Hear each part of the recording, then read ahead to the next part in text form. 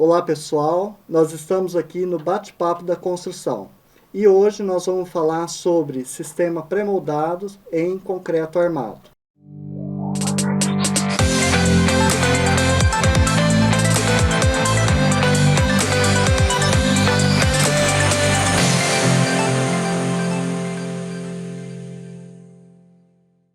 Sou Cláudio Ferreira, arquiteto e urbanista, e hoje estou aqui com meus convidados. Tudo bem, Carlos, Lima, Laerson? Por favor, gostaria que vocês se apresentassem para o pessoal conhecer melhor vocês. Por favor, Carlos. Então, olá pessoal, tudo bem? Como estão? Cláudio, muito obrigado pelo convite. E meu nome é Carlos José, eu sou diretor da marca Soluções Pré-Fabricadas. Hoje nossa fábrica está em Brodowski, mas nós somos de Franca. E desde 1991, há exatos 32 anos, nós trabalhamos com estruturas pré-fabricadas, né? E nós contribuímos assim para a industrialização da construção na nossa região. Obrigado, Carlos. Lima, colega de faculdade, seja bem-vindo. Obrigado. Bom, olá a todos. Meu nome é Lima Júnior, sou arquiteto urbanista, formado junto com o Cláudio há 30 anos, né? Parceiro da marca há um pouco mais de 30, né? E amigo do Laerson também, meu parceiro, também de longa data. Eu tenho um pequeno escritório de arquitetura, trabalho com construções comerciais, basicamente com galpões comerciais e industriais, então utilizo bastante o sistema construtivo de concreto armado. Ótimo. Laerson. E eu sou o Laerson, arquiteto, também desde 1991. E a experiência de trabalhar com o pré-moldado da marca foi muito bacana, né? Atendendo aos anseios de alguns clientes que tinham necessidade de agilidade, segurança, conforto. Então, nós estamos aqui hoje para tratar desse material espetacular da marca. Obrigado, Laerson. Carlos, o público que não conhece, né, ainda, né, o sistema pré-moldado, né? Porque quando se fala em pré-moldado parece uma coisa meio inacabada, né? E com essa experiência de vocês, né, tem uma transformação muito grande, né? Eu tive a oportunidade na fábrica conhecer, né, ver todo o processo, todo o cuidado que tem, né? E já usei, né, também nos meus projetos, mas eu gostaria que você, com a autoridade que tem, né, de explicar sobre o sistema. Bom, o pré-fabricado ele atende assim um anseio de industrializar a construção, né? Até hoje a nossa construção no Brasil ela é artesanal. Sim. Então assim, tijolo por tijolo, e depende da qualidade do artesão, que é da mão de obra.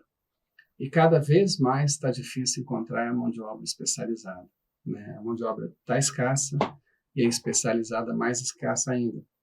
Então, através da industrialização da construção, é possível nós construirmos com mais qualidade, menos tempo e com menos pessoas no canteiro de obras, né? Uma obra limpa, passeada e tudo mais. Então, nós temos uma fábrica de obras. Dentro da fábrica, temos todos os controles de qualidade, do concreto, do aço, do processo, controle do processo, controle de não conformidades e tudo mais. E sem desperdício, né, com todo o material bem empregado. Então, ambientalmente, assim, traz resultado, porque a quantidade de resíduos é muito menor do que a construção convencional, né? E após a produção na fábrica, nós transportamos as peças por caminhão e depois elas são montadas na obra, né? A equipe de montagem, independente do tamanho da obra, ela tem no máximo 5 pessoas. E é muito rápida. Então, assim, um canteiro, ele fica um canteiro de obras limpo, né, com pouca gente, construção muito rápida, então, assim, sem dor de cabeça. Então, assim, através da industrialização, a gente consegue reduzir prazo e aumentar a qualidade dentro de um processo bem gerenciado. É por isso que se chama, né, indústria da construção civil, né? Tem que ser. Um pequeno coisinha que não parece não ter muita importância, você disse ecologicamente, a parte ambiental. Nos processos de certificação de Green Building, o pré-moldado pontua muito. O pré-moldado tem uma pontuação muito grande, justamente por esse não desperdício de materiais do canteiro, madeiras e vários transportes que convergem para o canteiro. No caso do pré-moldado, é só o transporte na hora da montagem, né? Então, é uma obra que ecologicamente é mais correta. Bacana. O green building pontuou bastante. Que legal. Laércio, a sua experiência, o cliente já chega com essa ideia do pré-moldado ou você que forma essa ideia junto com o cliente, trabalha... Existe uma busca muito grande do cliente, eles ligam bastante para a gente e perguntam assim, quanto que custa o metro quadrado? Né? Quanto que essa obra custou por metro quadrado? Mas não existe esse número fechado. No caso, a marca pega o projeto e vai desenvolver um orçamento. Então, como é que funciona? Quando a gente entende que aquele projeto encaixa bem uma obra pré-moldada nesse estilo, no meu caso, né, eu indico, falo, você pode trabalhar com o pré-moldado da marca e tal. Então, eu indico no momento que eu acho adequado. Tá? Agora, se o cliente chega e fala, não, eu queria fazer uma obra, assim, a gente vai analisar realmente se existe adequação, né? Laércio, você fez recentemente uma obra aqui perto da Vila Hípica, né? Sim. Projeto seu ali. E isso que o Carlos falou, né? Da construção civil tijolinho por tijolinho, né? E você usou lá os painéis também, né? Fechamento total. Isso, total. Fechamento total em placas, né? São placas pré-moldado que a marca ela vai lá, instala, deixa tudo prontinho. A placa, ela é independente, né? Ela não é estrutural. Não, ela é só fechamento. Ela é fechamento. Tem situações de pré-fabricado que a placa é estrutural também. Mas no caso da obra do Polo Center, que foi lá próximo ao Polo Clube, né, na Vila Hípica, lá as placas são só de fechamento, não são estruturais. Eu quero acrescentar aí que na esquina oposta ao Polo Auto Center, ficou excepcional a obra. Eu levei meu cliente para ver. É um acabamento de montar perfeito, né? uma depois que ele viu. Mas na esquina oposta está saindo um novo supermercado, um projeto que eu fiz, a marca pré-moldou, e são painéis. Porém, lá há painéis estruturais. Sim, são arrimos, né? Sim. Nós temos arrimos de quase 4 metros de altura, onde os painéis fazem, às vezes, do muro de arrimo, de contenção. No subsolo, as garagens no subsolo, o aterro vai ser contido com o painel. Então, pode ser e pode não ser. Aí depende da utilização. Né? Se precisar... Muro de arrimo? Os painéis de fechamento, como no Polo Auto Center, e todos os pilares e as lajes em painel alveolar, que é o padrão da marca. Né? Aquele também, o Oba, que acabou de ser inaugurado, foi feito pela marca também. Era um projeto meu, que ia ter um posto de gasolina, aí depois foi substituído o projeto, o Dr. César deixou o posto de lado, então alugou para o Oba. Né? Eles fizeram um aplique na frente, mas o shell do Oba é da marca também. Estrutura e fechamento todo em concreto. Para o pessoal visualizar essa obra, né, que o Laércio está falando, quanto tempo, quantos metros quadrados e quanto tempo? Só para ter uma noção de agilidade. Em termos de prazo? Uma obra como essa do Oba é uma obra que a gente conseguiria entregar num prazo entre 90 e 120 dias, da parte do pré-fabricado. Quantos metros quadrados? Você lembra, Márcio? Quase 2.000, né? 2.000, mas teve mais uma operação. Mas você está falando em entrega, né? A montagem é uma semana, né? A montagem é uma semana. Então, quer dizer, enquanto ele prepara tudo na marca, você faz a fundação, terraplanagem, terreno, tudo mais. A gente tem que colocar aí o prazo de aprovação de um projeto. Também aí execução de fundações e tudo mais. Exato. Mas a parte de pré-moldado foi uma semana? A montagem. A montagem foi uma semana a 10 dias. Né? Com as placas. Nossa, é muito rápido. Né? Muito rápido. Com essa obra, após a gente ver a obra do Polo, né, que apesar que desse supermercado já estava fechada há mais tempo, mas eu levei um cliente que fez um galpão. A gente montou semana passada que entregou. Né? Na Avenida Paulo VI. Na Avenida Paulo VI, estava aplicando os machiques para vedação. E lá é uma obra de 750 metros quadrados. Mas lá não foi essa questão do cliente ou achar que deveria e tal. Foi uma coisa assim, eu queria fazer algo brutalista. Fazia tempo que eu queria resgatar o brutalismo num projeto. E achei que ele cabia muito bem. Eu sugeri, eu fui, incentivei. Por ser uma obra de escala reduzida e muitos painéis, o custo não é um custo tão inferior assim, é um custo razoável. Mas o cliente encampou a ideia e lá nós conseguimos usar uma coisa que, por insistência também minha, foi um painel marquise. Ele forma o painel e a marquise na mesma peça, que até então eu só tinha visto em um local, que é na sede, no escritório novo da marca. Era o único local que eu tinha visto. Acho que foi a segunda obra. Essa obra foi a segunda obra que nós fizemos com o painel marquise. Exatamente. E são coisas que, assim, dá para desenvolver, né? Dá para você propor. Não é aquela coisa pré-pronta. O projeto de um pré-moldado, você tem que ter a interação do arquiteto, do autor do projeto e da engenharia. Isso é importante. Essa interação tem que existir. Realmente é importante, né? Haver essa sinergia, porque uma vez determinado que vai ser pré-fabricado, o projeto arquitetônico feito em conjunto, né, assim, lógico, o projeto arquitetônico não, a concepção estrutural feita em conjunto com o arquitetônico consegue chegar em boas soluções, como essa questão da obra da Paulo VI, do Lima, como a questão do Polo Center. O Polo Center, assim, também como na Paulo VI, nós tivemos uma sinergia muito boa, né, de trabalho, né? Assim, resolvendo as interfaces, né? Porque tem algumas paredes que foram feitas de alvenaria, poucas, mas tem, né? Nem todas a gente conseguiu solucionar com painel. E a gente olha a obra e a gente nem percebe, né? Que tem parede de alvenaria.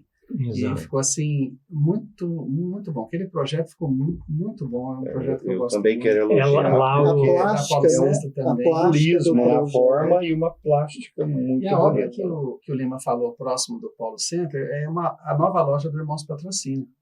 É um supermercado grande, né? Que nós estamos fazendo a estrutura agora, montando, com a laje alveolar, com painéis. Ela tem todo o nosso portfólio de elementos para fabricar. Está em processo de montagem. Os pilares já estão praticamente todos lá erguidos, né? Sim. Se não me engano. E essa questão das lajes, Carlos? Os tipos, os vãos, como que... O pré-fabricado, ele é muito vantajoso. Quanto mais a gente pode tirar partido dos vãos livres, tá?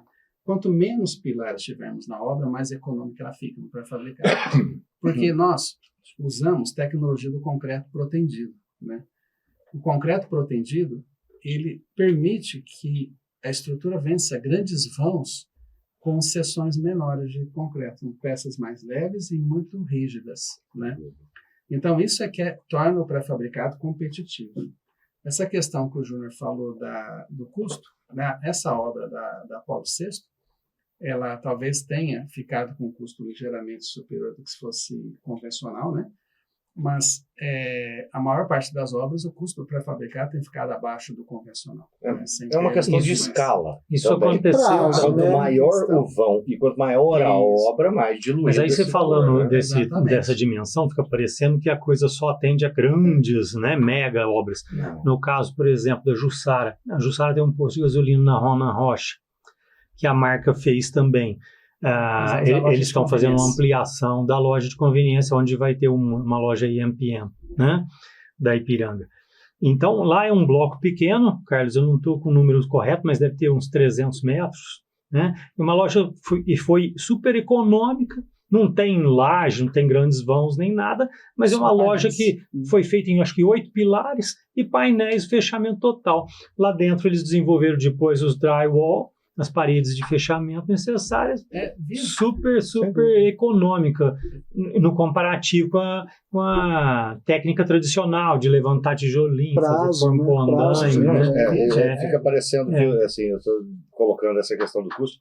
Não é, que essa obra é muito específica. Usar um painel que não tinha sido usado, que até então uma novidade, é uma obra que, por serem 4 lojas para locação, eu quis fazer mais pilares. Eu poderia ter sido executado num vão único com 4 pilares, né? 8 pilares. Sim. Mas para se chegar no resultado que é o resultado que o proprietário queria, que eram 4 salões Estético. intercambiáveis, e infelizmente eu tive que usar mais peças. Aí lá, nessa obra, eu fiquei, até gravei um vídeo, mandei para ele, no dia que içaram uma viga de 18 metros de vão livre, né, que faz a estrutura de cobertura. E eu fiquei maravilhado com aquilo, né? A logística lá foi muito complexa, o terreno é pequeno, não tinha vizinhos todos construídos, rua, apesar de ser a Paulo VI, só uma pista para trabalhar, então foi muito difícil a montagem, mas foi muito bacana. Aí, agora, desenvolvendo um outro projeto, estava falando com o Olívio, né, que é um dos engenheiros da marca, que me presta muita assessoria quando eu preciso de algum socorro nos projetos. E aí ele me disse, eu consigo fazer uma viga como essa, tal, para uns 22, 23 metros. Ele falou assim, não, Lima, se você fizer até 25, a gente faz. Então, é uma coisa, essa coisa do protendido, a gente viu isso no tempo, ampliar o vão, né? Hoje, os painéis com 12 metros, você faz uma laje de vão livre de 12 metros, né? Sossegado, né? Acho que não é problema nenhum. Isso é maravilhoso, né? Uma coisa que a gente não tinha. E vigas de cobertura até 30 metros. 30? A viga de cobertura até 30. Até 30. No caso, nessa aí, a gente tem pontes rolantes, não dá para... Não, aí no caso, pontes rolantes tem que ser. Um pouco mais dimensionado. Mas via de regra, Lércio, assim, o pré-fabricado começa a viabilizar para áreas acima de 450 metros quadrados, o nosso pré-fabricado da marca. Né? Isso térreo? No caso, um galpão térreo, a partir de 450 metros quadrados. No caso de prédio com laje, também, a partir de 450 metros quadrados. No caso do posto, foi uma estrutura que conseguiu viabilizar mesmo com uma área menor. Então, assim, cada caso é um caso, a gente analisa a viabilidade para o cliente. Então, como é que funciona? O cliente manda para nós o projeto arquitetônico. Do projeto arquitetônico, a gente avalia a viabilidade de se construir a obra dele em pré-fabricado, né? Ou, muitas vezes, o arquiteto entra em contato conosco, como assim, a gente tem trabalhado junto com o Lima, junto com o Laércio, dado uma obra, eles já passam um anteprojeto, olha essa obra aqui, o que vocês acham? Ela viabiliza em pré-fabricado e a gente já passa assim as diretrizes. Bom, essa obra aqui é difícil viabilizar, melhor, na nossa opinião, que seja em convencional ou metálica até, né? Olha, essa obra aqui é bacana, viabiliza sim. Então, qual a modulação para ter menos pilares? Onde consegue chegar? Quais vãos livres? Bom, aqui você trabalha com uma modulação menor custo, tanto por tanto. Aí eles fazem um projeto pensando nessa modulação, mas sem descaracterizar a arquitetura deles. Né? Sempre trabalhando assim, de sorte a ter uma arquitetura do trabalho deles, de arquiteto. Então, assim, o bacana do pré-fabricado hoje é que ele tem uma flexibilidade grande assim, para atender diversos projetos, diversas arquiteturas, diversos tipos de obras, né? Então, essa versatilidade a gente consegue encaixar em quase todo tipo de inclusive casas de alto padrão. No caso de casas, né, nós não temos assim uma linha de pré-fabricado específica para a casa. Tá? Existe tecnologia para isso, para se produzir casas com qualidade de todo tipo de casa. No nosso caso, nós não temos essa tecnologia específica para a casa. Mas no caso de casas de alto padrão, que ela seja um sobrado, que ela não ocupe divisas, que ela tenha uma área acima de 400 metros quadrados, pode ser que a gente consiga viabilizar em pré-fabricado. Mas o projeto arquitetônico tem que ser pensado nisso. Então, assim, imagina uma casa de alto padrão, você tem ali a sala, a cozinha, tudo unidas em um único ambiente, né? Você tem, assim, a questão da... A planta livre. Planta livre, né? Em vão livre, né? Tudo integrado, né? Então, você precisa de vão livre. De repente, você vai ter lá um espaço com 12 metros de vão livre. Aí, o pré-fabricado veste igual uma luva, né? Desde que sejam 2 pavimentos. Casa terra, no nosso sistema, ele não viabiliza. Tá? Não adianta a gente tentar e não vai ficar bom o projeto. Não vai ficar bom o projeto. Mas no caso de sobrado, casa de alto padrão, que não ocupe divisa e que tenha vãos livres com poucos pilares, o pré-fabricado pode ser muito competitivo. Inclusive as escadas, né? Inclusive as escadas bem prontas, assim. E isso a gente tentou, mas não foi possível, não deu tempo de desenvolver, o prazo foi muito curto, o Carlos. A gente estava tentando, ele já tinha esse projeto lá e a gente estava tentando aplicar também um painel que imitasse o ripado. Um painel que já tivesse aquele acabamento frisado, que está sendo muito usado, né? A ideia era essa, mas não foi possível ainda encampar. Nós estamos desenvolvendo, mas tem um tempo ainda. Para essa obra não foi possível. Eu queria, um pouco uma viagem que eu fiz. Eu vou fazer essa viagem agora, depois. Se você quiser cortar, fique à vontade. Mas quando a gente fala de pré-moldado e pré-fabricação, a gente pode voltar lá na arquitetura clássica. Que quando você ia lá, arrancava a rocha da pedreira, lavrava a rocha naquele local, formando uma pedra cúbica. Transportava ao local e lá ela era polida, trabalhada, colocado grampos de aço, de ferro fundido, né, que lembra muito os inserts, os gerbers e os pinos que são colocados no pré-moldado. E a nossa arquitetura clássica é pedra sobre pedra. Essas pedras eram pré-moldadas no canteiro e apoiadas. O entablamento, todas as pedras eram pré-moldadas. Já mais adiante, com o surgimento das engenharias, o motor a vapor e a ferrovia, as estações ferroviárias pré-moldadas em aço. Os ingleses foram os grandes construtores disso, né? Mais algum tempo adiante, já na Revolução Bolchevique, depois da Revolução, e também pós-Segunda Guerra, também houve um boom de pré-moldar, mas na habitação coletiva. A Rússia foi grande nisso, a França também, a Alemanha, eles pré-moldavam habitações coletivas. Prédios habitacionais de alguns poucos pavimentos, mas tudo pré-moldado. E depois aí nós avançamos e esse pré-moldado também vem em pontes, em contenções, em córregos, em várias aduelas, né? Várias coisas que são utilizadas historicamente, a gente vem trazendo isso. E lembrando que aqui no Brasil, até quando a gente se formou, ainda se usava a laje H7, que era a lajotinha cerâmica com nervuras, né? Foi surgir a laje pré-moldada, aquele trilho pré-moldado, no começo da marca, era assim ainda, né? Nem era aquele trilho estrutural com a treliça aparente ainda. Então, o desenvolvimento foi muito grande, foi muito rápido nesses últimos 30 anos. Né? Quando nós começamos, nós já começamos com a laje treliçada. Sim, a marca sim, né? Sim, a primeira empresa de laje treliçada de Franca foi a empresa do Cortez, do Mário Franchini, ficava na Integração. Esqueci o nome da empresa do Cortez, me perdoa. Aí nós começamos também com treliçada, nós começamos com uma proposta de laje estrutural, vencendo grandes vãos com a laje treliçada. Vãos assim, até 10, 12 metros, livre, com carga de paredes sobre a laje, né? E na época, assim, para vencer esses vãos, a laje tinha uma altura maior e nós usávamos lajotas de concreto, pesadas, tal, o consumo de concreto era alto. Aí nós descobrimos a possibilidade de usar isopor como enchimento, no lugar da lajota de concreto.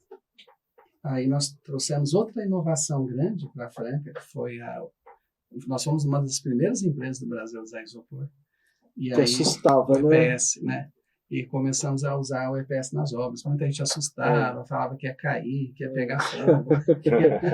E ele é autoextinguível, ele nem é combustível. Né? Mas não tem, de qualquer forma, também ele é revestido, rebocado, mas sim, nós crescemos muito nesse período por conta da aceitação, né? da boa aceitação da laje estrutural, vencendo vãos livres e com enchimento de isopor. Né? Em paralelo a isso, a gente já fazia um pouquinho de estruturas pré-fabricadas. Né?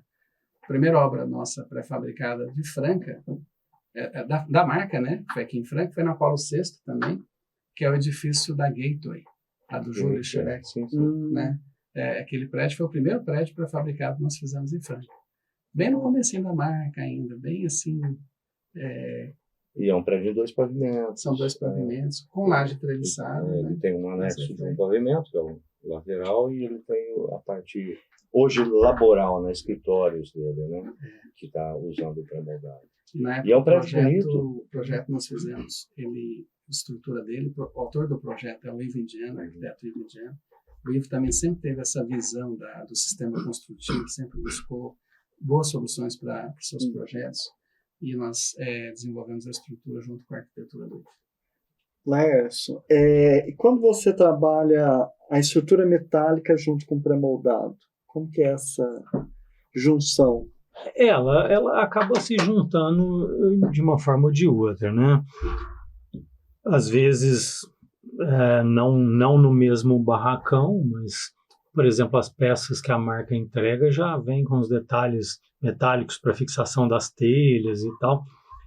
Existe a possibilidade de você comprar o fechamento, né, Carlos, e colocar uma estrutura metálica também. Existe toda essa possibilidade. Pode ser metálica, o que é interessante a gente frisar é a praticidade, a velocidade, a garantia de todo esse conjunto de serviço que a marca entrega, né? É bacana, porque o cliente fica, né, fala, pô, esperei 90 dias para fazer, mas aqui montou numa semana. Ele elimina uma série de trabalhos e até de sabores que pode acontecer durante a execução de um galpão ou alguma coisa desse porte, né? Então é muito prático e é gratificante da gente participar e entregar um produto desse que deixa o cliente satisfeito. Então, assim, Lima, a programação, né? Como você trabalha, que início, onde entra a marca, que momento que entra a marca? Você faz a concepção do projeto de arquitetura, em seguida já começa o trabalho da marca. Eu vou ser bem sincero contigo. Eu, quando recebo um projeto para executar, eu concebo ele mentalmente e já penso para quem eu vou ligar, para tirar informações, se para o Olívio, para o Carlos ou para o Noé, para tirar as informações para eu já desenvolver dentro de uma modulação. A marca, para mim, é uma parceira já de primeira hora. Então, eu vou desenvolver um galpão de 1.000 metros quadrados, eu queria saber qual o vão máximo que eu posso usar isso, eu vou ter pontes rolantes, qual a altura aproximada dessa viga. Até o Olívio esses dias me passou fizemos um esquema de 2 galpões laterais e um central com lanterninha, tal, mas no caso não me serviu, mas eu aprendi um pouco mais. Mas de toda forma já é ali de primeira hora. Né? Ela me dá repertório para eu trabalhar. Depois que eu desenvolvo isso, o cliente aprovando a ideia mesmo, porque ainda faltam pequenos detalhes, eu encaminho para a marca, para ela desenvolver um pré-projeto e um pré-orçamento, não é ainda o final definitivo, para que tanto o cliente quanto eu tenham ideia do que vai ser feito. E viabilizar o projeto executivo. E aí sim, amarrar essa ideia de fazer o pré-moldado na sequência. Ela vai naturalmente desenvolvendo, né? Vai afinando, burilando e ajustando. Mas entra na primeira hora. Não dá para você pensar um projeto e chegar e falar, tá aqui, prontinho, já pus até as portinhas, os banheirinhos, já tá tudo desenhadinho, faz um pré-moldado em cima. Sim. Não é, né? Não trabalhar junto, né? Igual ele falou da casa, né? Você tem os vãos, mas se você chegar lá e falar assim, eu quero um pré-moldado para essa casa aqui, a casa tem recortes e tal, já começa a criar uma dificuldade. Ela é mais para esse cubismo, esse purismo de volumes, isso aí, para alguns cantilevers, assim, se tiver, né, uma marquise, alguma coisa, mas ela é mais purista, né, uns volumes mais puros. Não dá para ficar redondo em pré-moldado, é uma coisa complexa de se fazer. Não que seja impossível, não. Sim, fazer peças curvas é complicado. Nós podemos fazer obras curvas, como, por exemplo, nós fizemos lá no estádio do Botafogo, em Ribeirão Preto. Ele acompanha a curvatura do estádio, né? Então, você olhando por cima, dá a sensação que as peças são curvas, mas não são. Forma um polígono, né? Ficou assim, tipo o sextavado, né? Então, a obra curva é possível usando um polígono.